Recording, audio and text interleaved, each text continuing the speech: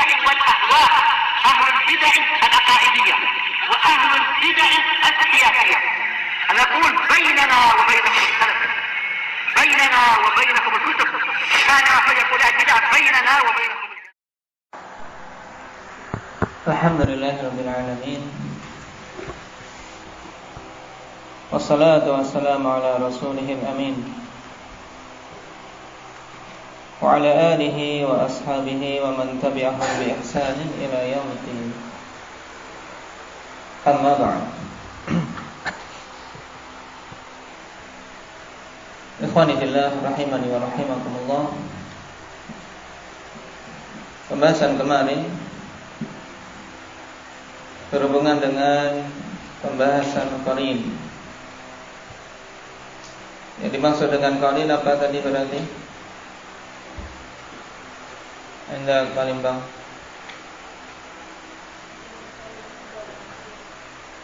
Jin yang ada pada setiap orang, yaitu yang bersama dengan setiap orang yang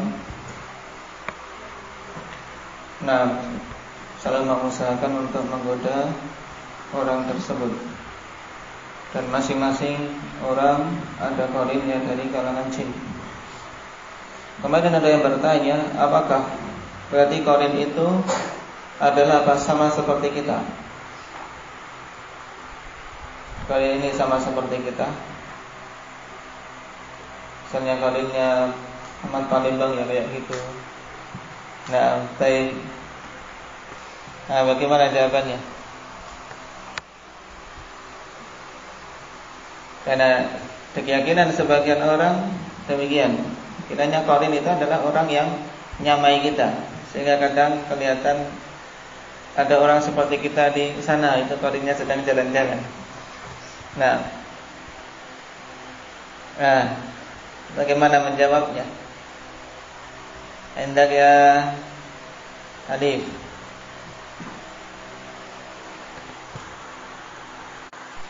Baik, jawabannya tentu tidak syak ikhwanillah bahwasanya berbeda. Karena kita dari bangsa manusia dan qarin dari bangsa jin. Dan dari sisi penciptaan sudah berbeda. Kita dari tanah dan jin dari api. Baik.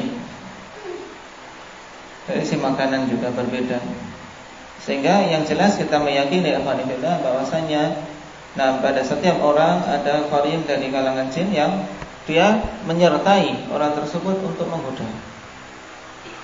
Kecuali qarin Nabi sallallahu alaihi wasallam yang Allah Subhanahu wa taala telah tolong nabinya sehingga qarinnya masuk Islam dan tidak memerintahkan kepada Nabi sallallahu alaihi wasallam kecuali kebaikan.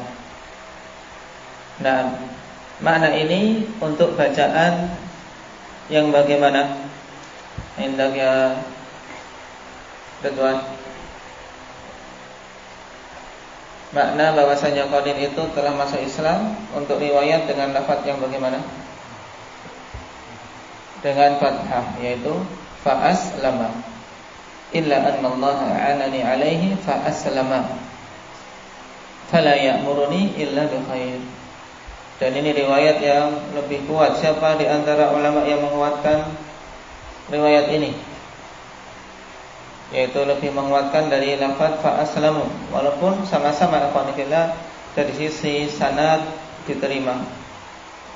Indah ya Ja'far.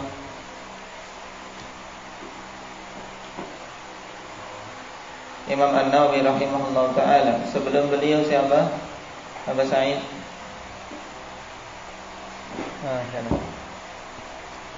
Saya pengen apa kan? Saya Abu Sa'id.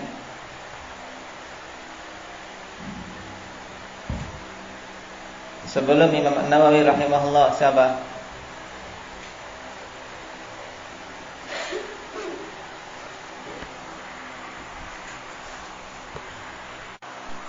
Al-Qadhi Iyad. Baik, sebagaimana dinukilkan oleh Imam An-Nawawi dalam Syarah Sahih Muslim.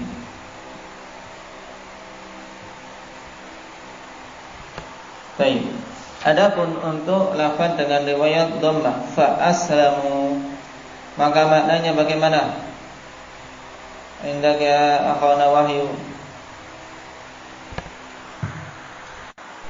Nah, makna fa aslamu maksudnya yaitu bahwasanya Allah Subhanahu wa taala telah menolong nabinya sehingga selamat dari godaan qarinnya.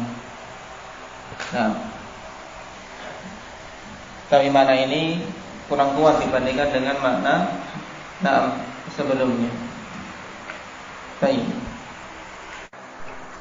Kita lanjutkan pada poin yang ke-156. Man huwa alladhi aslama qarinuh. Siapa itu yang qarinnya masuk Islam? Berarti siapa jawabannya? Mujahid.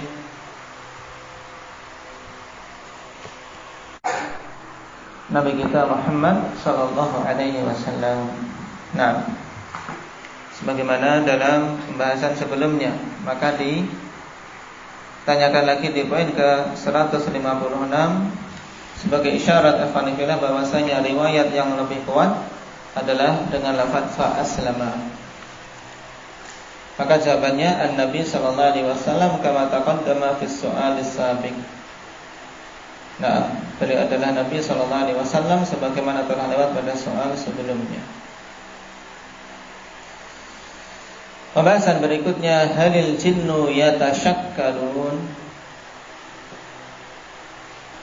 Halil jinnu yatashakkalun. Apa makna yatashakkalun? Rifki. Baik. Apakah para jin itu bisa berubah-ubah bentuknya? Wal jawab na'am, fi suwarin katsirah. Nah, iya, pada bentuk-bentuk yang banyak. Kal adamiyin wal hayawanat, khususan al-usud minha. Khususan al-aswadu minha. Baik. Jadi jin bisa berubah-ubah bentuk. Pada bentuk yang banyak seperti anak Adam menyerupai bentuk manusia. Dan ini banyak fakta, banyak cerita berhubungan dengan hal ini. Demikian pula wal hayawanat, menyerupai bentuk-bentuk hewan, terkhusus yang berwarna hitam dari hewan-hewan tersebut. Nah, dan telah kita lewati bagaimana bimbingan Nabi sallallahu alaihi wasallam ketika mendapati ular yang ada di rumah. Baik, untuk diusir 3 kali dengan menyebut nama Allah Subhanahu wa taala. Demikian pula anjing hitam, kita diperintahkan untuk membunuhnya dikarenakan di antara alasan Nabi sallallahu alaihi wasallam karena itu syaitan. Memang kita ular yang itu jin memang hitam dan orang melihat sudah aneh. Saya sekali pernah mengalami dulu yang betul. Tayyib ular di rumah hitam, memang hitam legam mengkilap. Saya belum pernah mendapati ular model seperti itu. Nah, bentuknya tidak terlalu besar. Cuma namanya ular, besar atau kecil kan hati tetap merinding. Nah, setelah diusir, berjalan, diikuti terus, lama-kelamaan hilang. Cuman walaupun tetap hilang kan tetap khawatir, jangan-jangan ular betulan kemana ini dicari-cari, tidak ada. Nah, jadi itu jin ketika diusir dan memang dia jin, yang tunduk pada Allah Subhanahu wa taala, dia akan pergi. Wa dalil hadits Abi Tha'labah Al-Khushani radhiyallahu anhu. Dalilnya adalah hadits Abi Tha'labah Al-Khushani radhiyallahu anhu anna Rasulullah sallallahu alaihi wasallam qala innal jinna ala thalathin. Sungguhnya jin-jin itu terbagi atas 3 golongan. Fathuluthun lahum ajnihatun yatiruna fil hawa, wathuluthun hayyatun wa kilab, wathuluthun yahilluna wa yad'anun.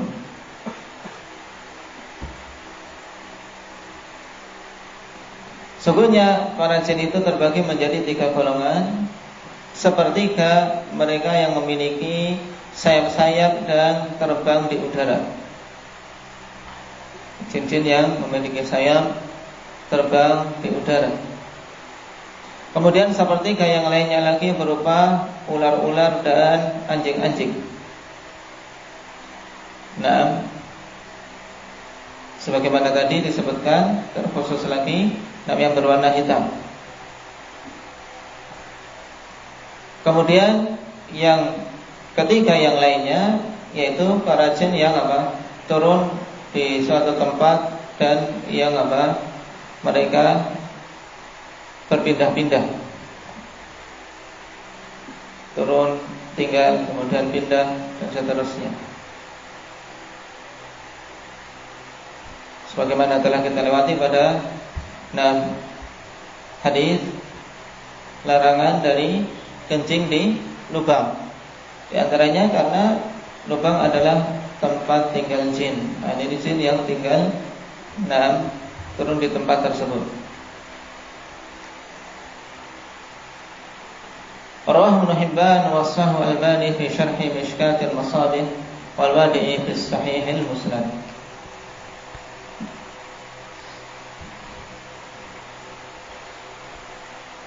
Wa hadithu Abi Hurairah radhiyallahu anhu qala Fakkalani Rasulullah sallallahu alaihi wasallam bihifdzi zakati Ramadan. Fa'atani atin faja'ala yahthu min at-ta'ami fa'akhadtuhu.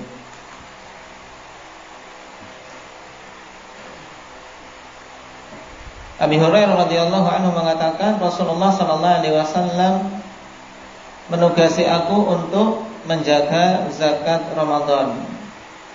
Yang dimaksud dengan zakat Ramadan namanya apa? Indah ya Ukasha. Zakatul fitr. Nah, yang ditunaikan menggunakan makanan pokok daerah tersebut. Ketika telah terkumpul, Rasulullah SAW menugasi Abu Hurairah untuk menjaganya. Fa'atani atin faja'ala yahthu min at-ta'am fa'akhadtuh. Datang kepadaku orang, sesuatu yang datang, tapi dalam bentuk manusia. Nah, kemudian dia mengambil sebagian dari makanan, maka aku pun menangkapnya.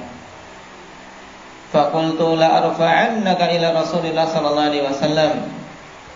Fadzakara al-hadits. Maka ketika telah menangkap orang tersebut, Abu Hurairah mengatakan, sungguh aku akan mengangkat perkaramu kepada Rasulullah sallallahu alaihi wasallam, yaitu maksudnya akan dilaporkan. Hal ini tentunya dilakukan oleh Abu Hurairah sebagai bentuk amanah, karena dia mencuri dari Dari zakat.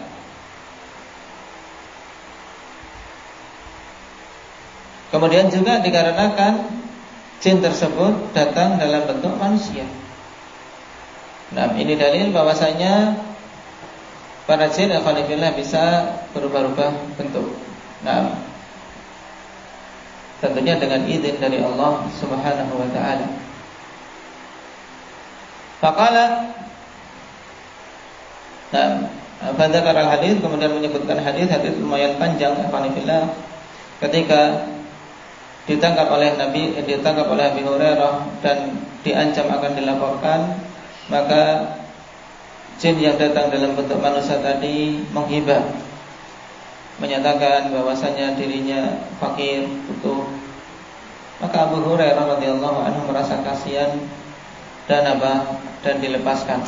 Karena memang asalnya zakat fitrah adalah untuk orang-orang miskin. Cuman cara dia salah, tayyib, dengan mencuri. Kemudian di hari berikutnya datang lagi. Nah, ditangkap lagi oleh Abu Hurairah, menyampaikan uzurnya, dan Abu Hurairah kasihan, dilepas lagi. Dan pada ketiga kalinya, nah, dia datang lagi, ditangkap oleh Abu Hurairah dan tidak diberi uzur. Tetap mau diangkat perkaranya kepada Nabi SAW. Tayyib. Akhirnya dia kemudian mengatakan, faqala idza awaita ila firashika faqra ayatal kursi la yazala 'alaika minallahi hafid wa la yaqrabuka syaitanun hatta tusbih. Nah, minta dilepaskan dengan apa? Dengan gantinya dia akan menyampaikan sesuatu yang apa? Yang menjadi rahasia syaitan. Yaitu si jin tadi mengatakan, apabila engkau beranjak ke pembaringanmu untuk tidur, maka bacalah ayat kursi. Maka senantiasa Allah Subhanahu wa ta'ala akan menjadi penjaga, dan syaitan tidak akan mendekatimu sampai pagi. Ini pengakuan sendiri dari syaitan. Nah, maka tatkala mendengar hal tersebut, Abu Hurairah tidak serta-merta menerima. Karena yang demikian ini perkara apa? Perkara gaib. Kemudian beliau melaporkan kepada Nabi sallallahu alaihi wasallam. Maka faqala Nabi sallallahu alaihi wasallam, "Saddaqa wa huwa kadzub, dzaka syaitan." Rawahul Bukhari.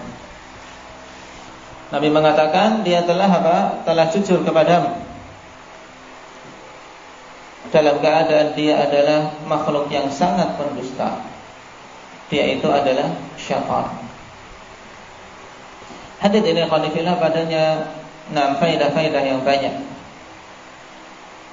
Dan berhubungan dengan pembahasan kita, sangat jelas menunjukkan kalau syaitan itu bisa merubah bentuknya pada bentuk manusia. Nah, sehingga terkadang menipu orang-orang yang tidak membentengi diri dengan zikir. Nah, tidak membentengi diri dengan zikir, tapi menyerupai orang-orang yang dikenal ternyata bukan, taib, dan seterusnya. Makanya seorang muslim hendaknya mengamalkan apa yang disebutkan di sini untuk membaca ayat kursi. Membaca ayat kursi kapan saja dia hendak tidur. Demikian pula pada kondisi-kondisi yang lain, berdasarkan berdasarkan hadis-hadis yang lain. Karena ayat kursi ikhwanifillah ayat yang paling agung di dalam Al-Quran. Ayat yang paling agung di dalam Al-Quran. Ayat apa tadi? Mujahid. Nah, jangan mainan. Duduk bagus di meja. Tangannya di meja, bukunya dibuka. Nah, ayat kursi. Dan untuk zikir yang banyak. Di antaranya untuk zikir apa ini ayat kursi? Aba Arif.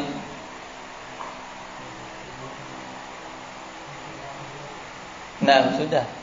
Zikir mau tidur. Terus yang lain? Ya rahmatullah.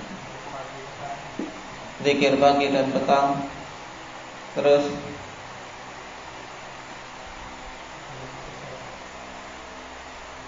zikir pengusir setan. Mengusir setan. Jangan lupa ada tempat yang sangat penting. Di mana? Pak Alvin.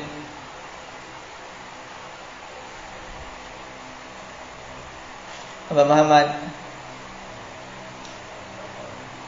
Setiap habis salat fardu.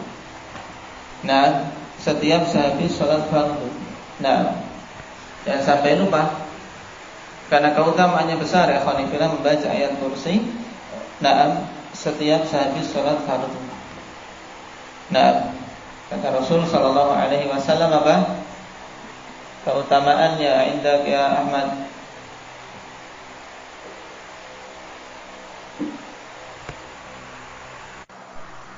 Rasulullah sallallahu alaihi wasallam mengatakan, lam yamna'hu min dukhulil jannah illa an yamut. Tidak menghalangi orang yang membaca ayat kursi di setiap selesai sholat, nah, untuk masuk ke dalam surga, tidak menghalanginya kecuali apa? Kecuali kematian. Dalam artian dikarenakan masih hidup belum bisa masuk ke dalam surga. Nah, ini tentunya keutamaan yang sangat besar. Maka di antara ayat yang hendaknya awal-awal dihafalkan kepada anak-anak ayat kursi. Penjagaan diri mereka pagi dan petang, kemudian malam, bahkan di setiap habis salat fardu. Di antara hal yang penting juga dalam metode pengajaran anak-anak untuk dicek masalah azkar, dicek, diingatkan zikir sore, diingatkan dengan apa? Dengan cara membangkitkan kesadaran dan kesenangan untuk berzikir. Apalagi yang sudah mumayyiz, diingatkan setelah salat baca zikir tidak, dan seterusnya. Nah, apalagi yang sudah balik. Yang sudah balik tentunya mereka sudah tahu kemaslahatan diri-diri mereka, mengetahui pentingnya zikir, mengetahui pentingnya penjagaan, mengetahui bahayanya kalau seorang lalai. Nah, karena orang-orang yang lalai dari zikir menjadi sasaran empuk syaitan.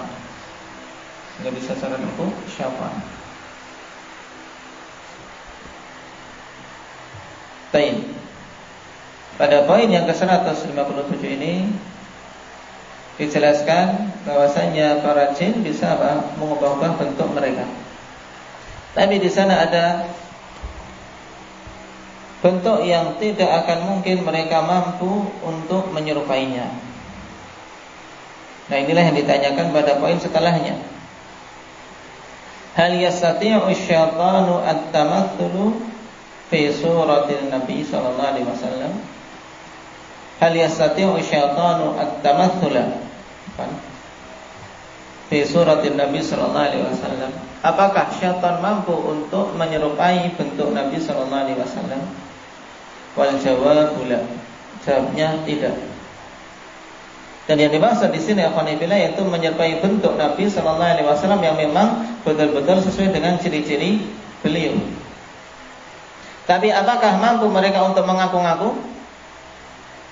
Mampu, karena mereka pendusta. Makanya jangan heran kalau banyak orang-orang sufi bertemu Nabi sallallahu alaihi wasallam. Nah, padahal dia jauh dari ittiba' sunnah. Nah, ditanya bagaimana sifat Nabi sallallahu alaihi wasallam? Tayin, kumisnya panjang, jenggotnya pelontos misalnya. Wah, ini bukan Nabi. Tayin. Karena syaitan tidak akan mampu untuk menyerupai dan sifat-sifat Nabi sallallahu alaihi wasallam. Sehingga siapa saja yang mengaku misalnya mimpi bertemu Nabi sallallahu alaihi wasallam, atau seperti orang-orang sufi mengatakan dia ziarah ke kubur Nabi sallallahu alaihi wasallam kemudian bertemu. Nah, jangan percaya sebelum jelas sifat-sifat yang diberikan. Ini kalau mimpi. Adapun kalau bertemu, akan bertemu langsung dalam kondisi terjaga, maka jelas kita dustakan. Kita dustakan. Baik pada bulan Rabiul Awal ataupun di bulan-bulan yang lain. Nah, yang di bulan ini khonifillah, mereka meyakini setiap Nah, dibacakan tala'al badru alaina, Nabi sallallahu alaihi wasallam betul-betul talak, betul-betul datang, sehingga semuanya berdiri. Nah, semuanya berdiri karena Nabi sallallahu alaihi wasallam hadir. Jadi di sana ada maurudan, di sana ada maurudan, di sana ada maurudan. Nah, bagaimana ini baginya? Baik. Nabi demikianlah akal. Akal kalau sudah tertutup dengan kebid'ahan dan khanifillah sudah tidak jalan lagi. Tidak jalan lagi. Padahal hadis-hadis begitu banyak. Nabi sallallahu alaihi wasallam menegaskan bahwasanya mereka-mereka yang mati khanifillah tidak akan mampu memberikan kemanfaatan atau menimpakan kemadaratan, baik ayat Al-Quran maupun bimbingan Nabi sallallahu alaihi wasallam. Allah Subhanahu wa taala mengatakan, "Qul la amliku li nafsi darran wa la naf'a." Katakanlah, aku tidak mampu untuk memberikan kemampuan pada diriku sendiri, kemanfaatan ataupun kemudaratan.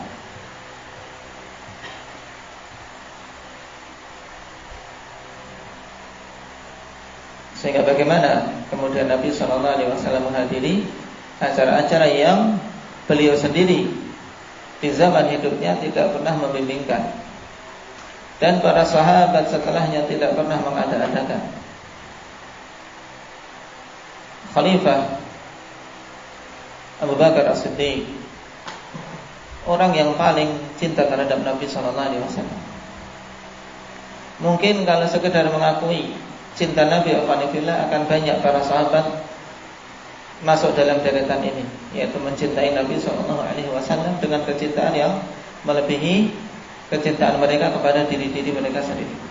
Tapi untuk Abu Bakar terdapat kekhususan, yaitu apa? Nabi sendiri yang menyatakan beliau sangat mencintai Abu Bakar. Ketika ditanya, "Man ahabbun nasi ilaik?" Siapa orang yang paling kau cintai? Minar rijal, dari kalangan laki-laki. Nah, maka jawaban Abu Bakar radhiyallahu anhu, jawaban Nabi sallallahu alaihi wasallam yaitu Abu Bakar Siddiq. Sehingga Nabi sallallahu alaihi wasallam sendiri yang menyatakan bahwasanya beliau sangat mencintai sahabatnya ini. Bagaimana tidak, sahabat yang semenjak awal dakwah Islam senantiasa berada bersama Rasul sallallahu alaihi wasallam dalam keadaan susah maupun senang, dalam keadaan terjepit dan dalam kondisi-kondisi yang sangat sulit. Dia bersama Nabi sallallahu alaihi wasallam, membenarkan Rasul sallallahu alaihi wasallam di saat manusia mendustakannya. Tapi lihat, apakah semasa masa kekhalifahan beliau kemudian menyuruh manusia mengadakan untuk memperingati ulang tahun Nabi sallallahu alaihi wasallam, memperingati kelahiran Nabi sallallahu alaihi wasallam? Tidak ada. Karena memang hal itu bukan bentuk wujud rasa cinta untuk Nabi sallallahu alaihi wasallam. Sebagaimana pula yang dicontohkan oleh khalifah-khalifah setelahnya, Abu Bakar, Umar, Utsman, Ali. Bahkan masa-masa setelahnya dari kalangan tabi'in muncul di generasi-generasi akhir pada zaman dinasti Fatimiyun. Dinasti Fatimiyun, alhamdulillah, mereka orang-orang yang batiniyah. Nah, orang-orang batiniyah yang memiliki keyakinan-keyakinan sangat menyimpang. Dan untuk menutupi keyakinan-keyakinan buruk mereka, menipu manusia dengan apa? Dengan bentuk wujud rasa cinta bagi Nabi sallallahu alaihi wasallam. Dan manusia tatkala jauh dari ilmu menganggap itu adalah suatu amalan yang bagus. Dan disinilah bid'ah subur. Bid'ah subur tatkala manusia jauh dari ilmu, tatkala manusia jauh dari bimbingan Nabi sallallahu alaihi wasallam. Makanya jangan terkecoh dengan tulisan-tulisan Abu Bakar meriwayatkan atau mengatakan siapa yang memperingati hari kelahiranku demikian. Ada alhamdulillah, saya sempat keling-keling tulisan dari Abu Bakar, dari Umar, dari Uthman, dari Ali. Semuanya menganjurkan untuk mengadakan peringatan hari kelahiran Nabi sallallahu alaihi wasallam. Nah, kalau seandainya mereka mengatakan demikian, tentunya mereka orang yang awal-awal mencontohkan. Kenapa? Dari semangat kebaikan tidak ada yang melebihi para sahabat. Tidak ada. Tidak ada orang yang bisa melebihi semangat para sahabat dalam meraih kebaikan dan bersegera untuk mendapatkan kebaikan. Seandainya mereka akan diminta seketika itu juga, mereka akan dengan serta-merta tanpa berpikir panjang, selama itu adalah perkara kebaikan yang dibimbingkan oleh Nabi sallallahu alaihi wasallam. Baik. Ini penting karena di hari-hari ini, di bulan Rabiul Awal, banyak sekali peringatan-peringatan ini, ya, perayaan-perayaan Maulid Nabi sallallahu alaihi wasallam yang para ulama ahli sunnah wal jamaah menegaskan tentang bid'ahnya.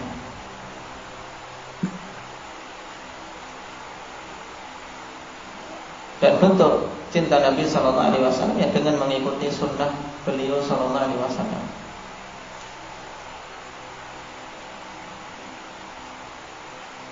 Kita kembali kepada permasalahan. Syaitan tidak akan mungkin bisa menyerupai bentuk Nabi sallallahu alaihi wasallam dengan bentuk yang sesuai sifat-sifat di dalam penjelasan-penjelasan Nabi sallallahu alaihi wasallam. Adapun sekedar mengaku bisa saja. Dan pengakuan ini biasanya ya menjadi korbannya orang-orang jahil. Orang-orang jahil akan mengikuti dan langsung menerima. Apa dalilnya bahwasanya syaitan tidak mampu menyerupai bentuk Nabi sallallahu alaihi wasallam? An Abi Hurairah radhiyallahu anhu qala sami'tu Rasulullah sallallahu alaihi wasallam yaqul man ra'ani fil manam fasayarani fil yaqdhati aw laka annama ra'ani fil yaqdhati la yatamathalu asyaitanu bi, rawahu al-Bukhari wa Muslim. Dari Abi Hurairah radhiyallahu anhu, beliau mengatakan, aku mendengar Rasulullah sallallahu alaihi wasallam bersabda, siapa saja yang melihatku di dalam mimpi, maka sungguh dia akan melihatku kelak dalam keadaan terjaga. Atau dalam sebagian riwayat, yang melihatku dalam keadaan bermimpi seakan-akan betul-betul melihatku dalam keadaan terjaga. Dalam artian betul-betul sifat-sifatnya persis sebagaimana sifat-sifat Nabi sallallahu alaihi wasallam ketika hidupnya. Didapati tayyib rambutnya persis seperti yang di dalam hadis, kemudian jenggotnya, kemudian bagaimana tubuh beliau. Seorang mengaku bertemu dengan Nabi sallallahu alaihi wasallam, ditanya tingginya, oh dia pendek saja, 1,5 meter. Ini tidak betul. Tayyib. Kemudian bagaimana? Oh, beliau pakai kacamata. Tidak betul. Jelas. Itu syaitan. Mengaku-ngaku saja untuk menipu manusia. Karena sifat-sifat Nabi sallallahu alaihi wasallam jelas sebagaimana dijelaskan oleh para sahabat radhiyallahu anhum. La yatamathalu syaitanu bi, syaitan tidak akan mampu untuk menyerupaiku. Tidak akan mampu untuk menyerupai Nabi sallallahu alaihi wasallam. Dalam keadaan demikian banyak sekali kedustaan-kedustaan yang dimunculkan alhamdulillah dengan alasan bermimpi bertemu Nabi sallallahu alaihi wasallam. Dan sufiyun mudah alhamdulillah dalam masalah ini. Untuk menipu para jamaahnya. Menipu para jamaah. Misalnya untuk membantah orang-orang yang mendatangkan hadis atau mendatangkan alasan tentang tidak disyariatkannya maulid Nabi. Maka guru sufi ini datang pada murid-muridnya. Saya tadi malam bermimpi Nabi SAW mengatakan, ayo kalian adakan maulud. Gampang. Baik. Jangan kalian pedulikan orang-orang Wahabi itu. Biasa. Dulu ikhwanifillah ada teman yang alhamdulillah Allah Subhanahu wa taala berikan hidayah untuk keluar dari Tarim, dari pondok di Tarim di Hadramaut sana. Karena rujukan untuk orang-orang sufi Indonesia alhamdulillah. Yang banyak sekali namanya Darul Mustafa. Darul Mustafa itu daerah Tarim di Hadramaut. Itu orang Indonesia jangan tanya, banyaknya di sana. Banyak sekali. Di sana yang dipelajari ya bukan belajar kitab kayak gini. Banyak kan belajar ya kayak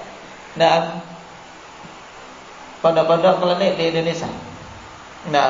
Mulai dari tanahnya, pokoknya bawa tanah daerah itu, tanah tempat kuburan habibnya, syekhnya, tayyib, dan hal-hal yang tidak berhubungan dengan perkara-perkara ilmiah. Pulang-pulang dari dukun, pulang-pulang, walaupun dalam bentuk bentuk kiai, katanya dukun. Ini banyak. Baik, amalan-amalan yang jauh dari sunnah Nabi SAW. Metode orang sufi ya. Maka saudara kita ini alhamdulillah ketika mendapati demikian Allah Subhanahu wa taala berikan hidayah, kemudian lari keluar sampai ke Damaj. Belajar sunnah di Damaj, baru banyak bercerita tentang baik kejahilan-kejahilan yang dilakukan oleh orang-orang sufi.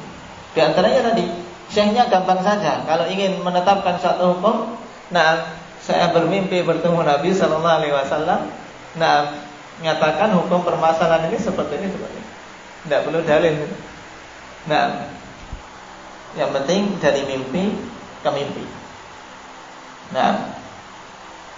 Menunjukkan orang-orang sufi orang yang paling banyak tidurnya. Orang paling banyak tidur karena apa? Belajarnya cuma dari mimpi ke mimpi. Allahul musta'an.